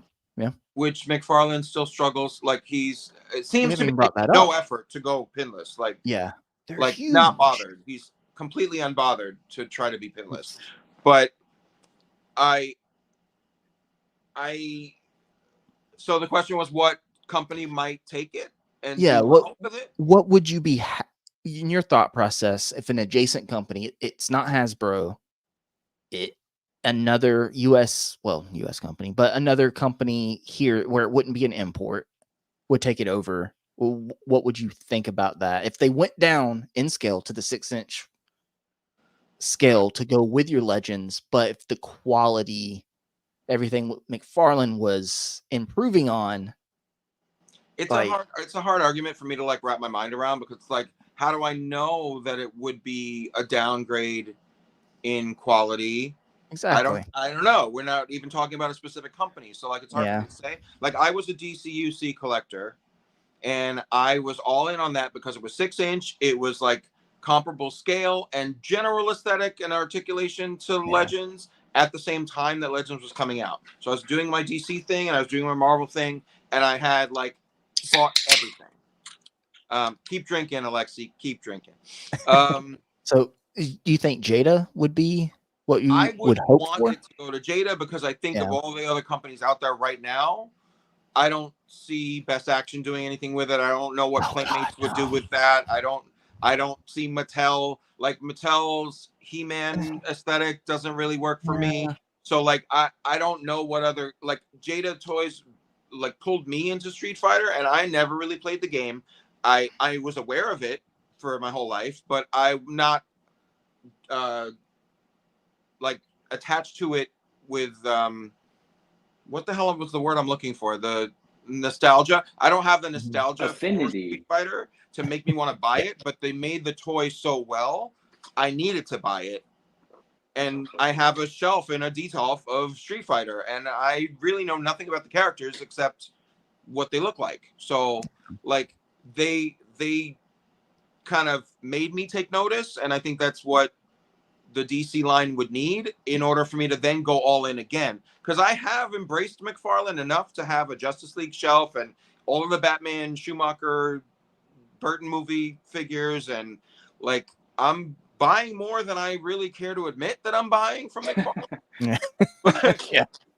But and I'm doing it at a 7-inch scale, and I'm buying the 66 line, which is 6-inch, and I'm buying the DC like cell shaded versions of these animated figures that I already had from DC Direct that didn't have cell shading. So I have a cell shaded shelf and a non-cell shaded shelf. Say that and 5 times all fast. the same figures just to get the collect and build figures. Like, so McFarlane has gotten me, but there is still so much more he can do to go pinless, like make articulation a little more seamlessly integrated into the figure. Like instead of looking clunky and stop and start in the limbs and, you know, like I don't need a thigh cut, but I also think like the waist swivel and a diaphragm joint makes this weird spinning thing in the middle of the figure that doesn't line up well. So like, forget the waist cut if you're going to do a diaphragm joint. Like pick your battles and like simplify and streamline things a little bit. That's what I think he could do to salvage what he's putting out. We've already been doing 7-inch for how many years now? 4, 5? We're indoctrinated at this point. It is what it is. I would dread starting over with a DC collection, any company right now, just for money. Like who can afford that? So I'm in until like I feel like I've gotten all my classic characters represented, the ones that mean anything to me. I would buy a Black Canary figure. I would, you know, like there are certain characters that I would just wait for. If Fire was a better executed figure, I would be all over it, but it looks like straight hot garbage. Yeah. Yes. And so Rush, like these misses, like he can do something very well when he chooses to, but then it's like he's so egotistical that he doesn't think he needs to try harder to improve anything. And he also, I'm going in right now, like I'm not even drinking. Go ahead. But it's like he does all these announcements on Instagram and talks up all these figures. Like, does he not have a press team that can do these things? Like, is he the only one that can like speak energetically and positively about his product? Like, no one can announce figures like Todd McFarlane, okay? I guess. Like Liefeld has impersonated him, and it's hilarious. Yes. Yeah. Because he's so crazy. Like, I don't. He doesn't. But it doesn't seem like McFarlane even knows really like the stories that these versions of the figures came from. Like he just speaks about, you know, this Joker with the thing has the words all over the cape, and you know, like, okay, we can see that. Like, you know, he's not the best spokesperson for himself, and I think it does a disservice to the product. You know, I appreciate that he's enthusiastic about his product, but yeah, maybe leave it to like maybe hire some people to do it for you. Maybe rope in some influencers that can say something positive without throwing 3 negatives into it, like me. You have him like on stream fumbling with the '89 Batmobile, trying to get Batman to fit in it. Like, and Rush did ask, "Am I in the minority for not caring about cloth goods?" Yes. I don't I'm not I got one Mezco. I got the Green Ranger. I ended up selling it, and it was an amazing figure. I'm not a fan of an all cloth figure because it feels not toyetic to me. I'm worried I'm going to mess it up.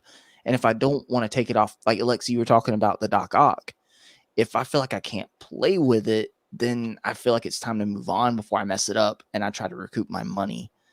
But where I get in on the soft goods is really capes because the plastic tends to hinder, and I feel like if they execute it right, I'll take a soft goods cape anytime over a hard plastic cape.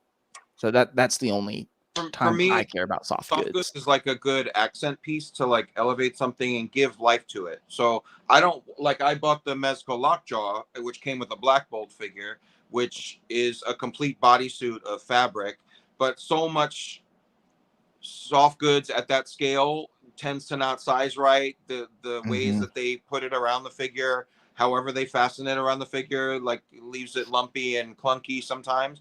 So like anybody that's in a full cloth good suit, like jacket, tie, whatever, like that's a little much for me at a 6-inch scale thing. But you have a sculpted bodysuit leotard, which is supposed to be skin tight, and then you get a cape that can give you motion and some kind of option in display, Yeah, so, yeah. All about the actions.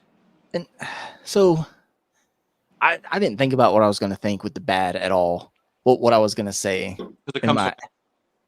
to me, I wish I still, I don't wish I still had it, but if I still had it, I would just hold up that Wonder Woman figure and say, this is everything wrong with his line. With the uncircumcised shoulders. Dude, the butterfly joint, where anytime you move it, there's just a huge gap there. The knees were ugly. I tried to like the figure, and I did a review. It's not a very good review, so I think it's back before I had my better mic, and I don't know. And I tried to really like the figure because it was hard to track down. I wanted it because I was building out my Justice League shelf. Was that the chase, the classic colored? No, it was the regular one that was still a chase anyway, turned out. But David, you have the classic color? I needed that. It's the superpowers nostalgia for me. Yeah. Right. If you just set it on the shelf, then it does its job. Yeah. But anytime I tried to pick it up and mess with it, it just pissed me off. Because again, we're talking about the pins, the joints, not necessarily her size with the other Justice League members. That's mainly just his weird sizing and everything. And made you really want to smack her, you know? Yeah, I just but the lasso against anybody on the stream, just saying. Alexi speaks for himself, not for everyone. In Minecraft, right? That's what. But even the lasso, I wish he would have done something better with that. I would have, because it's hard. I couldn't even display it on her without putting a little bit of Scotch tape on it to keep it from falling off her belt. Would you want to pre-pose like lasso, like a more sculpted than that one? I would rather him include a sculpted one, like with her using it, and then like a little one to hang on the belt and plastic. But a sculpted I would rather that. A limp sculpted one and a sculpted action. Yeah, honestly. Yeah. Because it was just string, like that he went to like Hobby Lobby and was like, that one, give me like 6 strands of it and there's 6 yarns of it. And he just clipped it in the factory. What about like a good bendy wire? I think they could have done that. If he's doing bendy wire capes, he could have done that. I would have been see what that could have been. Yeah. And mainly it's just like we were talking about, like this is the other Robin. This is from the Batman and Robin wave. That's from Batman and Robin. Yeah. And the capes, and then just with the Nightwing suit. He's getting better. He's getting better. So it's mainly just frustration because I do want to like some of the figures. And I told my wife I was going to bring this up on stream. I always show her my toys and everything, and she'll be like, "Oh, that's cool," or "Oh, I don't care," or "Oh, yes, that's nice," while looking at her phone. That's nice, and not paying attention. But when I was building out my Justice League, I was like, "What Superman do I want?" Because he's only made 80, right? Not as many as Batman, but I picked up the Hush Superman. I opened that figure. I was putting it on the shelf. She walked in the room and she goes, "What is wrong with that?" Wow. But she's like, that is ugly. Like, why is it? Because he was like pale. She's like, why does he look like a zombie? And it was awful. And I sold that when I hated the Wonder Woman. I ended up hating the Wonder Woman so much I sold the whole Justice League cube. Like, I had it like done and I sold it off. Scorched And earth. I ended up picking up the Mafex Hush Superman, and I showed it to her. I was like, would you believe that this is supposed to be the same as what that one was? She was like, no, that's not. And I'm not gonna. This isn't a shilling for Mafex stream, so I'm not gonna do it. But we'll get into that in a little bit when we go over how it stacks up against its competition, if you will. But there's just so much bad. But I will say he is improving. But I wonder if he can ever overcome like the people he's burned, really, on like some of those early figures being so bad. I'm a weird case where I dislike that Wonder Woman so much, but I love Captain Carrot. The Mr. Freeze Build-A-Figure wave from Batman and Robin wasn't the best kind of wave because the Batman and Robin figures and even the Batgirl figure are all kind of weak. But that Poison Ivy was so good, and I just love Arnold Schwarzenegger as Mr. Freeze. So I love that wave. I'm gonna continue getting his movie waves because the Batman Forever wave is awesome. Honestly, the Two-Face looks good. The Jim Carrey Riddler looks good. I like all of it. So I'm gonna continue to get those. And I'm all in on the animated series stuff because I missed out on it before. So I think I can speak to that. In that I was on first, and then they lost me, and then they released a couple other things that I was like, oh, I'll pick that up and see if I still don't like it. And that would be Hazmat Suit Batman, which is from I think it's the New 52, right before the Injustice League or that era. So I still pick things up here and there to see if I still don't like what McFarlane's doing. And like you said, they're doing a lot of the DC Direct sculpts and they're re-releasing it. So I'm picking up the Batwing.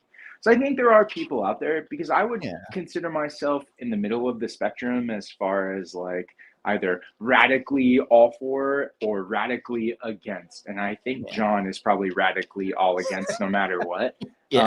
But I'm still open to improvements and picking it up if what they're doing is what I like. So moving forward for Todd, if he picks up or if he produces something that has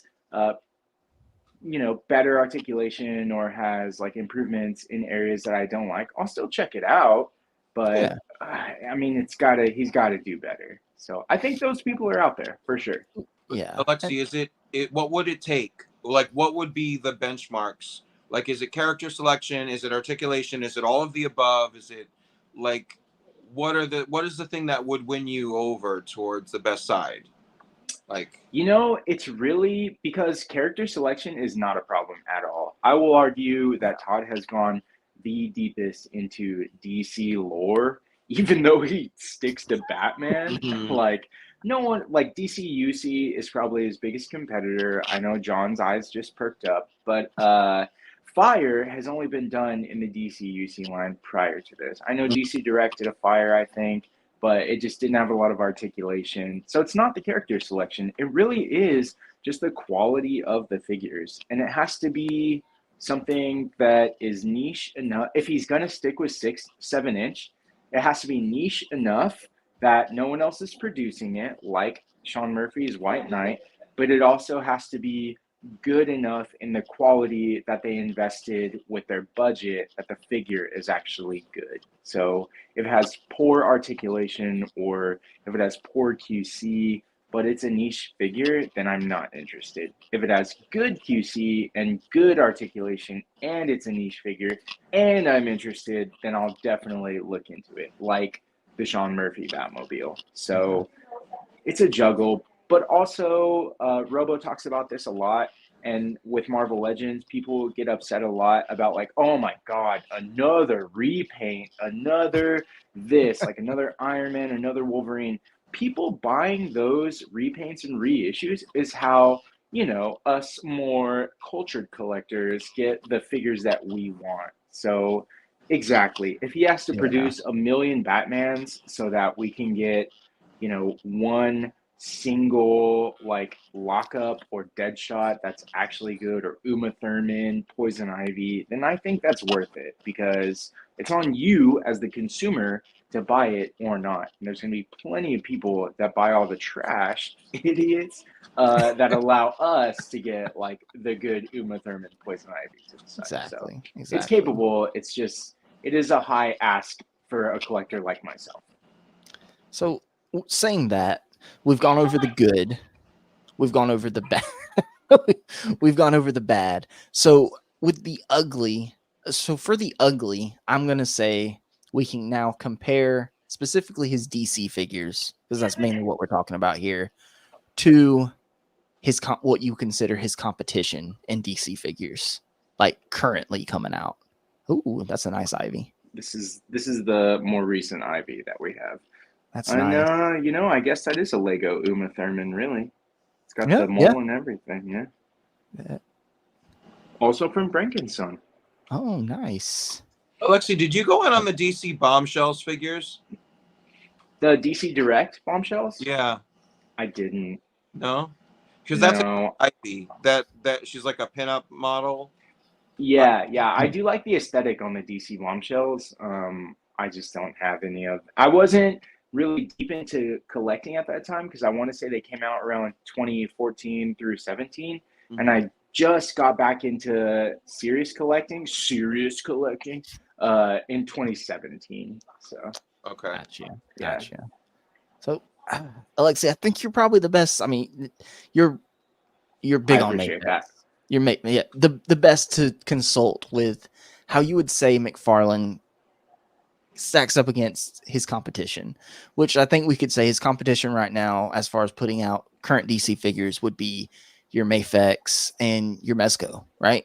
I think that's it. I mean, Amazing Yamaguchi maybe, but Yeah. they're very, very few and far between, right? As far as DC. So talking about Mafex and maybe Mezco, but I think Mezco's in a class of its own, really, in the sense of Mafex is too, but Mezco's all cloth goods. So to me, I would really just mainly compare it to Mezco. And Mezco it's imports. They're a lot more expensive, but I think that's his competition in DC right now, because they're putting out a lot of DC figures, not nearly as many. But how do you think McFarlane stacks up to them as far as DC? And we can even talk about, since he does get a lot of hate on the 7-inch scale, you have companies like NECA and, okay, not Super 7, but NECA doing 7-inch scale figures too, but they tend to not get a lot of that hate being 7-inch like Todd does. So how do you think the DC multiverse line McFarlane stacks up against his competition? This is the ugly, by the way, because this is where it gets ugly. I think Mafex is hands down doing, and this is not a new take, because I've constantly said this, and I've constantly been a Mafex apologist, regardless of their QC or their shitty distribution, or, you know, their really laggy schedule of releases. I think Mafex is doing the best DC 6-inch scale figures that you can get, and I don't mean that you can get for cheap. There are ways to get them for lower than domestic prices. If you look at Entertainment Earth or Big Bad Toy Store, those are going to be your main competitors on the domestic market, meaning the US. But there are also sites like AmiAmi, which is what I prefer. There's Nin Nin Game. There's Toys One Japan. There's Hobby Search. There's a few others where you can get them at the $50 to $70 price point. And then if you're looking at shipping, it's still going to be another $10 to $15. David, correct me if I'm wrong. When you order from Toy Snowman, that's still like $10 to $15 shipping because it's from Canada. Well, I don't order from Toy Snowman. That's okay, sorry. Thing. But CMD stores I order from, they ship out of Niagara Falls, New York, and so like I've canceled a pre-order with Pulse, and bought the same thing on CMD store, and I've actually saved like $2 or $3 from what I would have paid on Pulse. Okay. So for them, for a CMD store, for me, it's not been an experience that I'm like getting gouged in a markup on the figure or in shipping. So I've had. And is that a flat rate, or is that per figure, or? Well, it depends. Like if you create an order with several figures in it, and I think the shipping is a flat rate. I really don't remember. I think it is. Okay. But if you can get flat rate, that's probably your best avenue for getting these import figures. That being said, as far as Mayfex being the best competitor, I do think there is something to be said about the third party that is available in the US, and that would be through 5K Toys or your Gun Damn It. Sorry for your fragile ears. These people are also doing unlicensed or unofficial DC figures, but it's a very limited catalog. So you're really only getting like your Supermans, your Shazams, and it's like variants of Superman, like Kingdom Come Superman, or things like that. So it's hard. It really is hard, and it kind of funnels you into a Stockholm syndrome as far as McFarlane, because it's so available, and it's like, it's not Mr. Right, but it's Mr. Right now. And so it's maybe just, you can change him. Maybe you can change him. Maybe you can change him. Maybe you can fix him. Or maybe you'll just get tired of him and move on to something better that you'll live the rest of your life happily with. And I think that's what we can all really relate to. But I don't think there's a lot of competition. And I also think that's why Todd does what he does, is because he's like, what else are you going to get, bitch? Like, where else are you going to get Last Night on Earth, Batman? Where else are you going to get, like, you know, Batman 66? Yeah, Bullseye Batman, or a Lightning Strike Suit Batman. Yeah, I took it from the last guy who you were interested in, DC Direct, but guess what? I have it now, and you're still going to get it from me. So I would argue that he doesn't have to try very hard, because there's just not a lot of competition. And the people who are familiar with the competition, like Felix Toys or like Mayfex or something like that, they already know, you know, that the good stuff is there. But we all get a little itchy once in a while. So yeah, that's good points. I didn't even think about the third party route. Third party route is growing and growing and growing. So, David, how do you feel? No, stacks up. Truly, like, I echo the same sentiments. Like I spend so much money on toys, but I would not be able to do that if I was buying $70 Mayfex figures, trying to world build, you know, the entire Hush cast or Nightfall story. Like, it's painful, and you have to wait a long time between the releases, and you know, like, it's going to be so much slower to build a collection than the rapid fire waves of every iteration of Batman in every channel and avenue that he's ever been done. Like, in the Lightning Strike costume, in the Bullseye costume, and the, you know, like, there's so much accessibility for McFarlane that you don't have to any other toy company. So it does reinforce the Stockholm syndrome. We become McFarlane apologists. We take what we can get because it's Mr. Right now. Like, Alexi really put it well. Like, he does speak for all of us in that.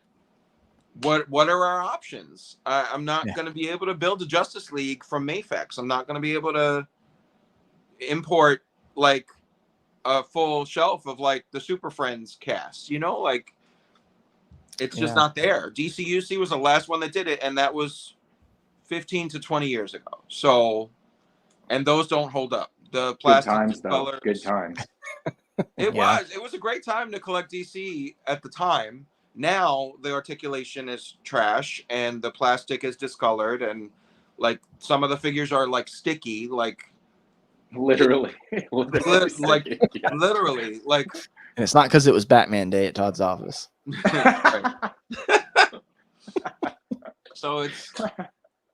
it's like you don't have option. We don't have other options. Like if we were presented with another option, maybe he would change his strategies and like try to evolve quicker and stay on trend with advances in articulation and sculpt aesthetic and all of the things. But I am appreciative for the things he is doing with bendy wire capes and like character selection and going really deep in niche things that you'd never thought you'd see a figure of in 40 years, you know? So, you know, I don't know if that's a good or a bad or an ugly. I really don't even know at this point. I'm just a confused man. I'm in that same boat. Everything both of you said. It's Stockholm syndrome. But like it's that toxic relationship. Well, where are you going to go if you leave me? I don't know. I don't know. Would we rather be single and healthy on our own, or would we rather buy DC figures from McFarlane? You know? I mean, I think what's behind us says it all. Yeah. So what is Tom McFarlane here. No one's gonna love you like I love you, okay? Is McFarlane a McFailure, or I think he's is just he an opportunist? What is it? I think just I would label him like Alexi said, he's Mr. Right Now. That's I don't think you can call him a McFailure, honestly. If you're looking at you can get Mafex. I have a couple I have a few DC imports, Mafex and SH Figure Arts. But like David said, I can't build out everything. I can't sink that much money into these. The Mafex I've gotten really lucky on, or I've gotten trades or sold stuff, and I love them. They're great. They're not without their flaws. Nothing is, but they're awesome. And I justify a Mafex when it's my mind's eye. My mind's eye version of a character, like some of the movie stuff, like the Batman Robert Pattinson wave was awful, so that's why I have this. But that's the only one that's available from that company, right? Property, yeah. If McFarlane were to revisit that and do an updated one better with cloth goods, I might consider it. Yeah, if he were to revisit it. This Hush Superman is my mind's eye of Superman. I don't need another Superman, really. I just don't. I also have the Mafex black suit, Snyder cut Superman for like movie representation. But he doesn't stack up against Mafex. But Mafex wins all day, every day, except in price point. But he's not trying to stack up against them. Like we've all said, he's got us by the balls.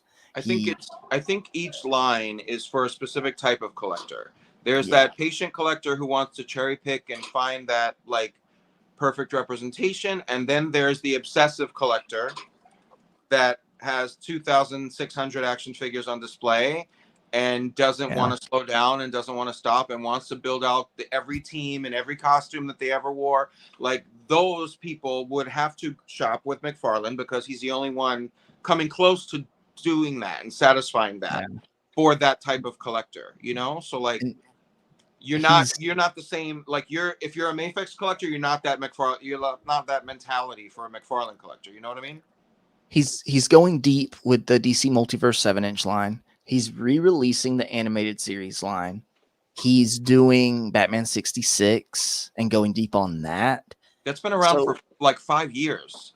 Yeah. Like 4 or 5 years now. I never thought there would be a line that goes beyond Batman, Robin, Joker, Penguin, Riddler, and Catwoman. And John did say McFarlane could do a new wave of the Batman figures with all their eyes looking to the other side. Platinum variant. They're looking to the left instead of the right. Exactly. But I think, like I said, he's getting better. It's hard to... I mean, what else are we gonna do? Wait till Jada gets it. Honestly, Do we start? It's not as bad. Do we start getting signatures so like Jada to take the license? Maybe, I don't know. I think they're probably honestly a couple years away from probably even being able to be established enough to get it. Honestly, so who knows what might happen? Helping them get a better foothold if they can release all these figures. So we can remain optimistic. I mean, maybe in the future, probably If it means taking resources away from Street Fighter, then I don't want them to get it. Like I want them to keep doing the good work that they're doing with Street Fighter, and we can just. They showed you that they sculpted every character already, so now so they're gonna finish that event. Do player 1, player 2, and evil versions. Like they can just do repaints of the entire. They have a whole library, and fund the DC fund for them to be able to afford it. That would be awesome. But I think we're probably at least a few years away from them being a player big enough for that. And I could be wrong. I don't know anything about the industry. I could be wrong, but I'm just trying to be realistic. I would love for them to grab it tomorrow, but I think he does some figures. I'm going to show this off a million times. Amazing. But for every Captain Carrot, there's a Wonder Woman. So, and I don't know. It's Stockholm Syndrome, like we said. He's getting a little better. So, guys, he's changing. He's trying. Okay. Don't worry about this black eye. He's trying. Okay. Oh my God. It really is. It really is Stockholm Syndrome. But I think that about covers it for the good, the bad, and the ugly with McFarlane. Is there a vote in the poll about whether he's a McFailure? Oh, here, let me do one real quick. Go ahead. Andrew's not here, so David, entertain the chat. Oh, I can't see the chat. Oh, well, you can still entertain. You don't have to see them to entertain them, David. Compulsive Collector picked up on the realness of your experience, and I think we're all aware of how abusive Todd can be as a collecting partner. But I think we are also hoping that he'll get better and less doors will be open to run into. I mean, we haven't given up on the line. You know, as much as we don't collect it, I haven't given up on the line. I'm still buying the 2 sublines and some mainline releases of classic versions of main characters. So like, I'm always cautiously optimistic. I am always gonna look at the bright side, as much as I like to talk shit about McFarlane. But like, I think that he's going in the right direction, and there's only more room for improvement. So if he realizes that he can do pinless, maybe there'll be no stopping him, and he'll, He just got a little over $100 from me from the White Knight, and he just got a little over $100 from Amanda for the Batwing. So, though Amanda doesn't know yet. Yeah, she's not fully into it yet, but she is. All right, there is a poll in the chat now. Okay. Let's see. How many viewers do we have right now? I'm just curious. Right now we're 17. Okay. So McFarlane or McFailure. McFarlane, it's improving, or total McFailure. My votes, honestly, it's improving. It's improving. It's not as bad as it was. It's not a V Batman wave every wave. It's not side eye every wave. Right. So I don't know, man. I don't know. And I have to say, I'm excited that he revealed the classic looking Joker, Silver Age Joker, and the new Batman with Ace, the comic based Ace. That looks really classic, and I'm gonna have to buy both of those. So exactly. So while everyone's voting in the poll, I want to give David and Alexi both a chance to plug. So Alexi, thank you for joining us. You're a McFarlane expert, my friend. Where can the good people find you? I don't think another YouTuber does this, kind of just letting their people plug anything. And nobody important comes to mind. But where can they find you, Alexi?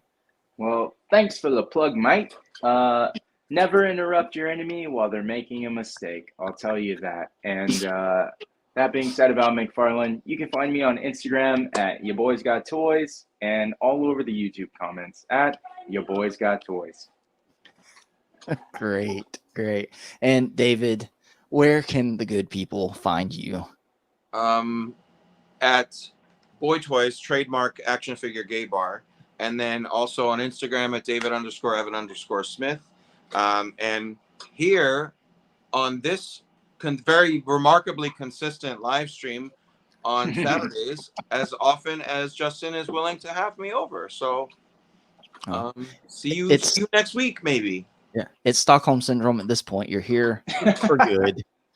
You know, as much shit as we talked about McFarlane, we were able to get like more than 2 hours of live stream out of a spirited McFarlane debate.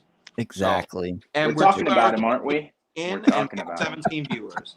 Yeah. Exactly. And me, you can find me here every week, consistent as always, every Saturday at 8:45 p.m. Eastern Standard Time. Or every week. 8:55. Yeah, well, you know, the intro starts. It counts. It counts. Okay. And David will be here as often as he can make it. Andrew, as far as I know, Andrew might be back next week.